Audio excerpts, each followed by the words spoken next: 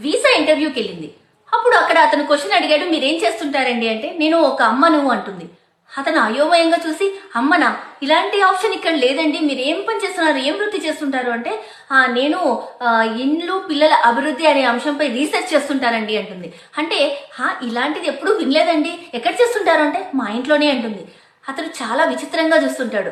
అవునండి, మా ఇంట్లోనే నేను చేస్తూ ఉంటాను, నాకు సహకారం తెలిపేది నా భర్త, ఇక మా డైరెక్టర్స్ వచ్చి మా నానమ్మ, అమ్మమ్మ వీళ్ళంతా, మా అత్తగారేమో నాకు ఎగ్జామ్స్ పెట్టి మాటిమాటికి క్వశ్చన్స్ అడుగుతూ ఉంటారు, వాటిని దిద్దుతూ ఉంటారు, నాకు రిజల్ట్స్ ఇస్తూ ఉంటారు అంటుంది.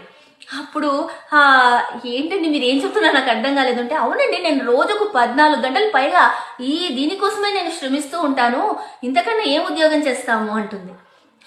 అంతే కదండి, నాకు 2 డిగ్రీలు కూడా వచ్చాయి, ఒక అబ్బాయి ఒక అమ్మాయి రూపంలో అని చెప్తుంది.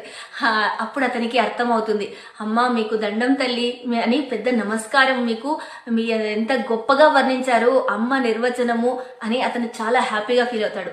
అంతే కదండి, అమ్మ గొప్పతనం ఎంత చెప్పినా తక్కువే.